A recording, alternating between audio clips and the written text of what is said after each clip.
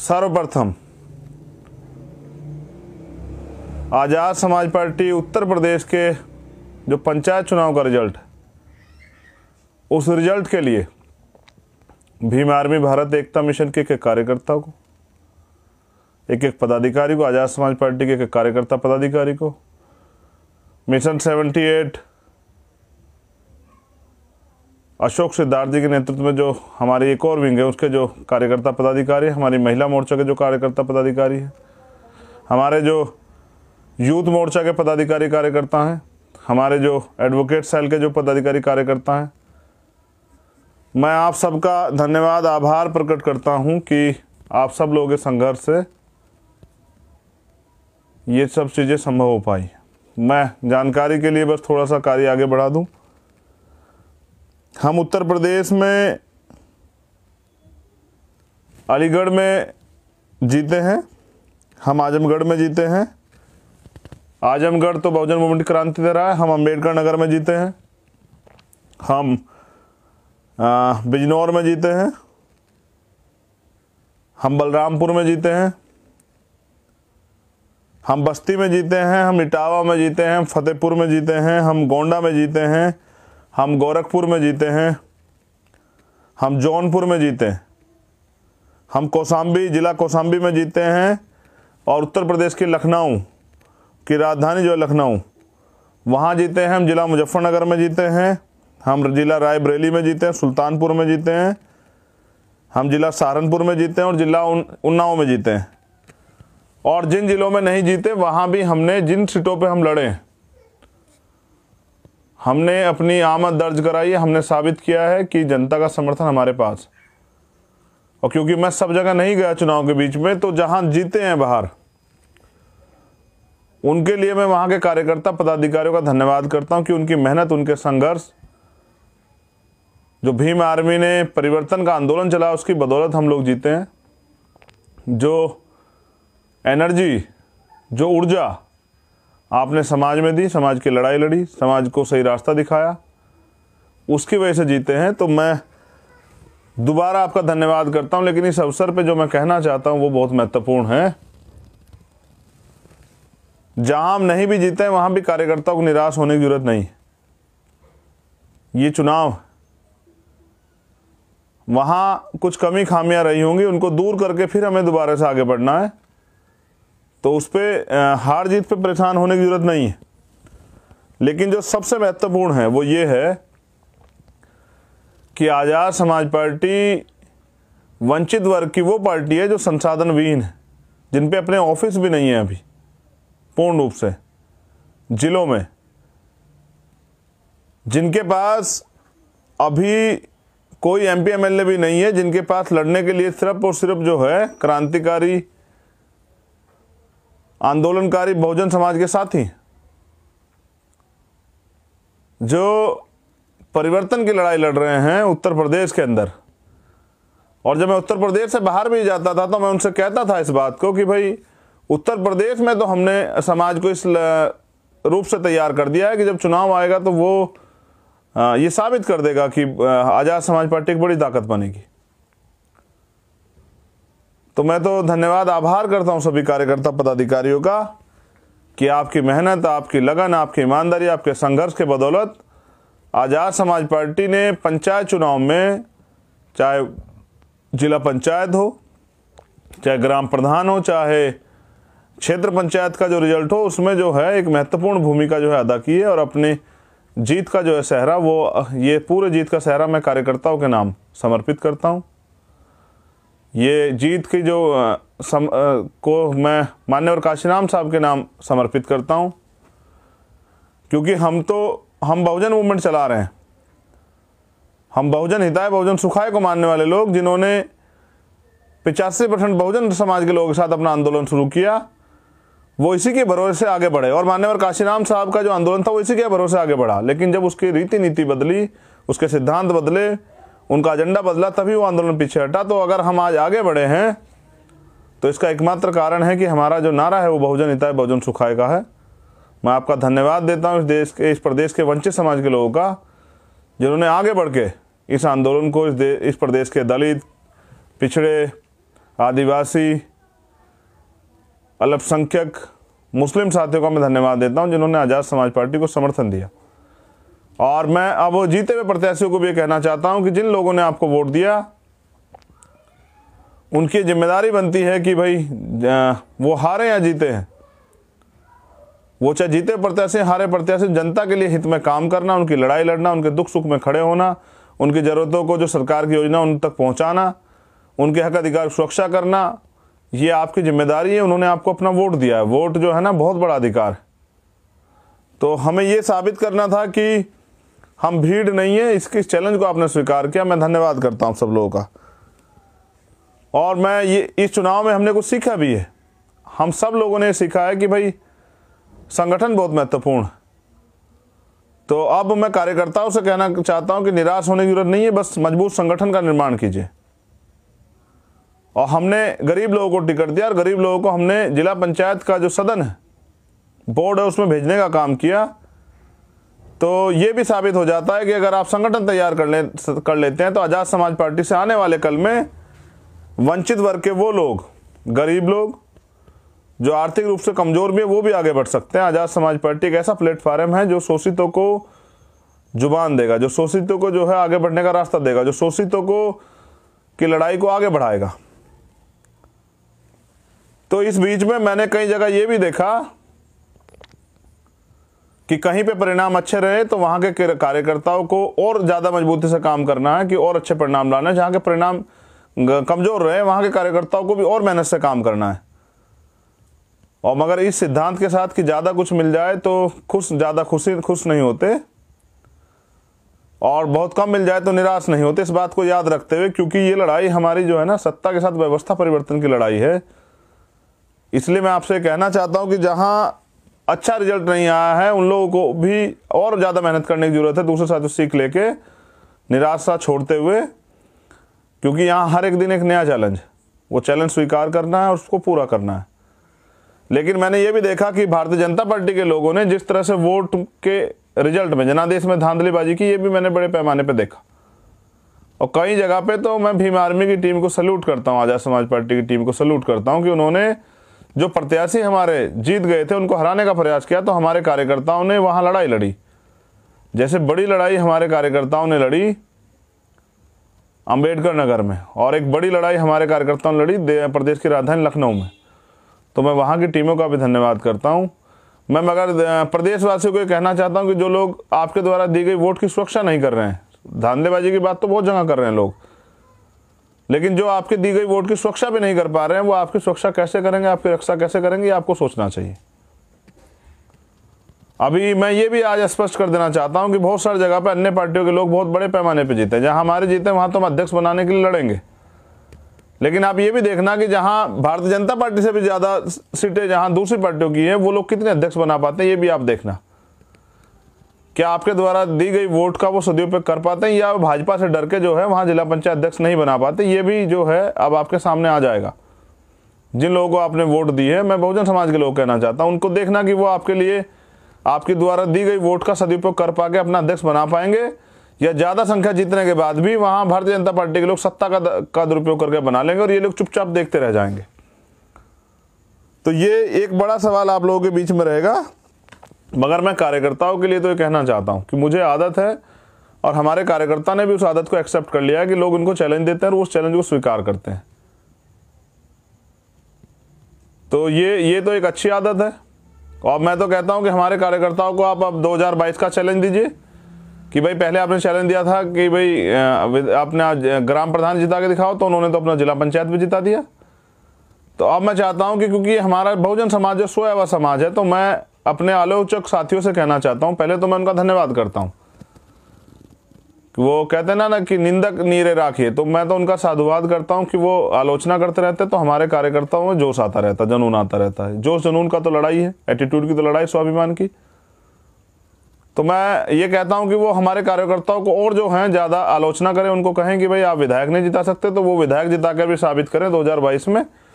तो ऐसा मैं आलोचकों को भी कहना चाहूँगा, और मैं अपने कार्यकर्ताओं पदाधिकारियों से कहना चाहता हूँ कि भाई बहुत कम मेहनत का समय आपको मिला, आपने जो आपके लोग थे उसको वोट में भी तब्दील कर दिया, लेकिन आपको समय नहीं मिला। मैं इस बात को बेहतर समझता हूँ।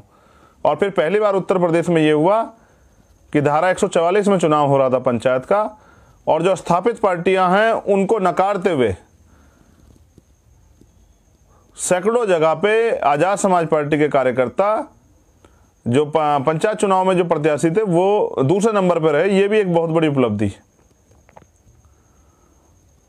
तो मैं कार्यकर्ताओं कहूँगा कि वो उनके इस आंदोलन ने, उनके संघर्ष ने, उसके बल ने हमें और बल दिया है। अब हम ज़्यादा काम करेंगे। पहले हम 20 घंटे काम करते थे, 22 घंटे काम करेंगे, क्योंकि हम यहाँ आराम करने के लिए नहीं, बाबा साहब अम्बेडकर और माननीय काशीराम साहब का सपना पूरा करने के लिए।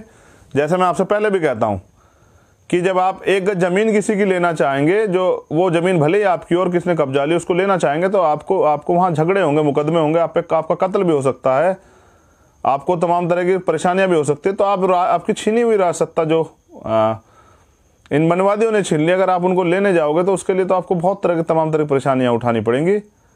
तो राज सत्ता छीनने के लिए तो लड़ना पड़ेगा।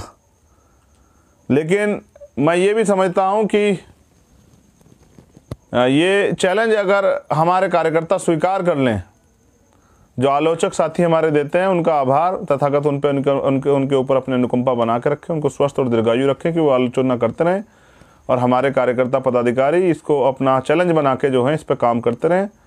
और वंचितों की जो आवाज़ है, आज मेरे पास सैकड़ों संदेश हैं बहुजन समाज के पुराने लोगों के, जो पुराने मिशनरी रहे हैं। उन्होंने मुझे बधाई तो दी, लेकिन मुझे एक और आशीर्वाद भी दिया कि उन्होंने मुझसे कहा कि आपने बहुजन मूवमेंट को जिंदा कर दिया है, आपने काशीराम साहब को जिंदा कर दिया, आपने काशीराम साहब की विचारधारा को जिंदा कर दिया, आपने ये भी साबित कर दिया कि गरीब आदमी भी जो है राजनीति में ताकतवर बन सकता है और अपने लोगों के लिए काम कर सकता है। तो मैं उनका भी धन्यवाद करता हूं कि भाई आप लोगों ने उम्मीद हमसे जगाई है, तो इस उम्मीद पे हम लोग खरा उतरेंगे। लेकिन एक जरूरी विषय पे भी मैं आपसे बात करना चाहूँगा कि कोरोना काल चल रहा है और रोज़ मेरे पास सैकड़ों फ़ोन आते हैं, मैं बहुत सारे ट्वीट्स भी करता हूँ कि भाई जिनको कुछ लोगों को मदद हो जाए। लेकिन बस मैं ये देशवासियों के लिए मेरा संदेश है और मैं पूछना चाहता हूँ कि आप ये बताएं कि ये सारी सरकारें यहाँ पे थी, जिन चीज़ों के लिए आज हम परेशान हैं, हम अपने लोगों को खो रहे हैं। जिसने अपना खोया उसको पता है। आप जिन लोगों ने अपने खोए हैं और इस वजह से कि उनको अगर अच्छा इलाज मिल जाता तो उनकी जान बच जाती, तो ये बुनियादी ज़रूरतों पे काम क्यों नहीं हुआ, ये क्यों नहीं किया गया, और ये इसके पीछे किसका कारण है? मैं तो अपने स्पीच में कहता हूँ कि रोटी, कपड़ा, मकान, चिकित्सा, शिक्षा, सुरक्षा, रोजगार, न्याय, ये सब चीज़ों गारंटी कॉन्स्टिट्यूशन देता है।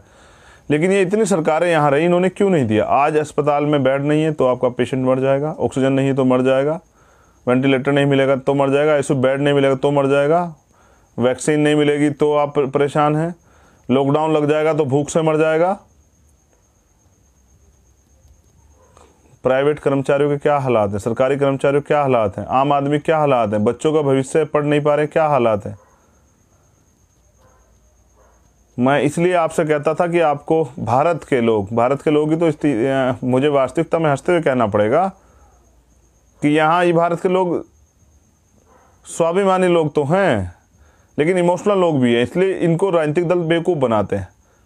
ये भारत के जो इमोशनल लोग हैं, ये तो जब मैच होता है भारत का क्रिकेट टीम का मैच होता है, तो ये तो वहाँ अपनी सांसें रोक के बैठ जाते हैं कि भाई हमारी टीम हार ना जाए। ये तो वहाँ उन पे गुस्सा हो जाते हैं, लेकिन ये इनके अधिकार जो हैं, इनके लोग मर रहे हैं, यहाँ भारत में हमारे लोग मर रहे हैं, ये उस पर गुस्सा नहीं करते और उस पर जो है उनके खिलाफ संकल्प नहीं लेते। ये क्रिकेट मैच पे तो भावनात्मक हो जाते हैं, लेकिन ये देश की सुरक्षा, देश में हर व्यक्ति को अधिकार, संविधान सुरक्षा पे कभी जो है कदम नहीं उठाते। इनकी ये दूसरे के भरोसे लड़ने वाली जो लड़ाई है, इसकी वजह से जो है भारत जो आज कंगाली के दौर में चला गया और भारत में लोगों की जानों की कीमत नहीं है, बहुसंख्यक रूप से लोग मर रहे हैं, सरकार कुछ नहीं कर रही।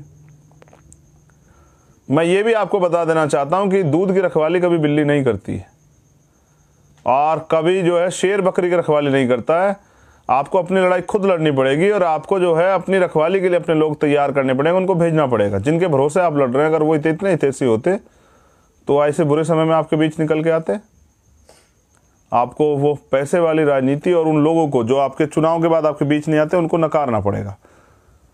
और कुछ लोग तो इस वजह से कंफ्यूज थे कि भाई अब पता नहीं आज़ाद समाज पार्टी को समर्थन मिलेगा नहीं मिलेगा, लेकिन आज़ाद समाज पार्टी के कार्यकर्ताओं ने साबित कर दिया और जनता ने भी साबित कर दिया और ये जो पंचायत चुनाव है गांव स्तर का चुनाव है, ये देहात स्तर का चुनाव है, ये देहात का चुनाव है। यहाँ गांव में गरीब लोग रहते हैं, तो इससे ये भी स्पष्ट हो जाता है कि गरीब लोगों का समर्थन जो है वो वंचित समाज की एकमात्र आवाज़ उम्मीद आज़ाद समाज पार्टी के साथ है, भीम आर्मी के साथ है। तो मैं सभी का आभार प्रकट करता हूँ। लेकिन मैं अपने कार्यकर्ताओं से कहना चाहता हूँ कि जो बुनियादी ज़रूरतें हैं जो पूरी होनी चाहिए थी, जो लोकतंत्र की मांग है, जो लोकतंत्र बना इसलिए था कि ये बुनियादी ज़रूरतें पूरी हुई, उन पर काम इसलिए नहीं हुआ क्योंकि काम करने वाले लोगों को मौका नहीं मिला।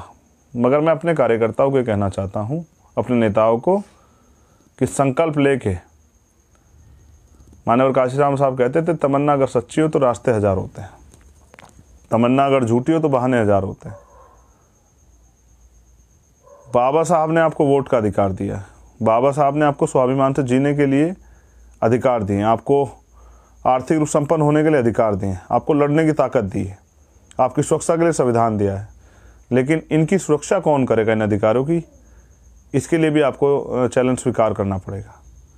तो मैं अपने कार्यकर्ता साथियों से कहना चाहता हूं कि अब आप संकल्प ले लें कि हम 2022 की तैयारी के लिए उत्तर प्रदेश में उतर रहे हैं। और जो अन्य प्रदेशों के साथी हैं वो भी बहुत उत्साहित हैं इस चीज़ से। मैं उनसे भी ये कहना चाहता हूं कि आप भी अपने यहाँ मजबूत संगठन तैयार कर लें।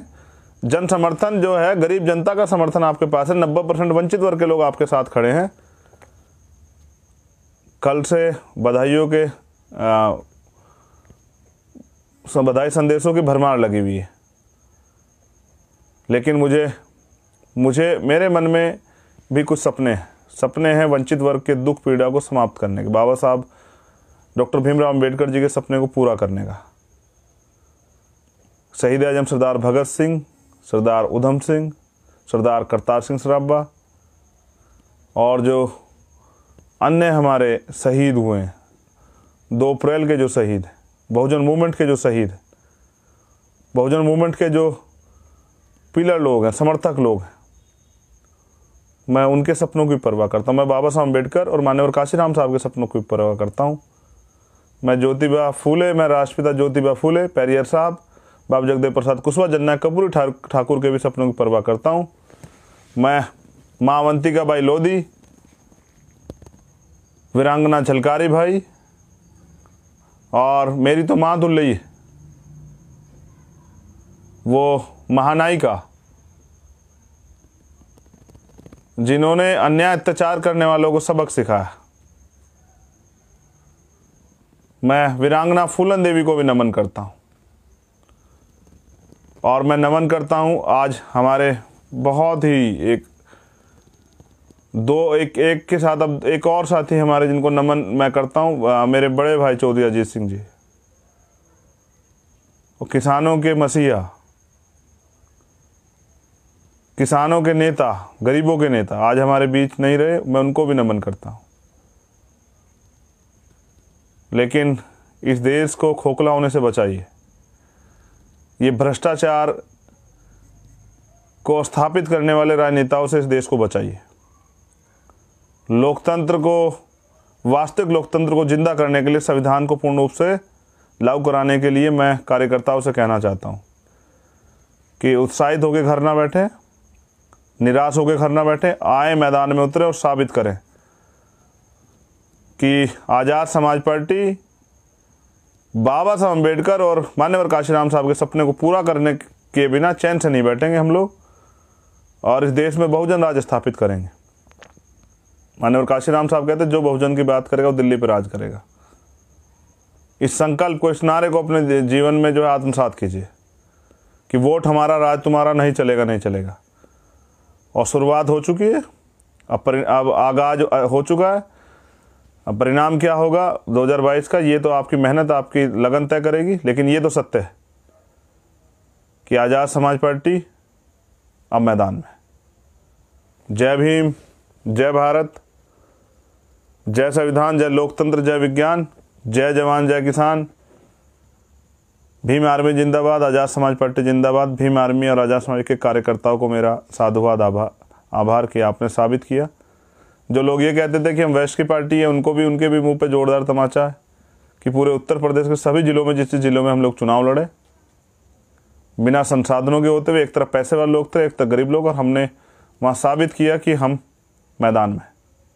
ये सब भीम आर्मी की मेहनत की वजह से हो पाया। इसलिए भीम आर्मी के राष्ट्रीय अध्यक्ष जी को और पूरी राष्ट्रीय कमेटी को और सभी साथियों को और भीम आर्मी के कार्यकर्ताओं को मैं धन्यवाद करता हूँ। आज़ाद समाज पार्टी की राष्ट्रीय कमेटी को, कोर कमेटी को, एक एक कार्यकर्ता पदाधिकारी को मैं धन्यवाद करता हूँ। उत्तर प्रदेश की टीम का मैं धन्यवाद करता हूँ।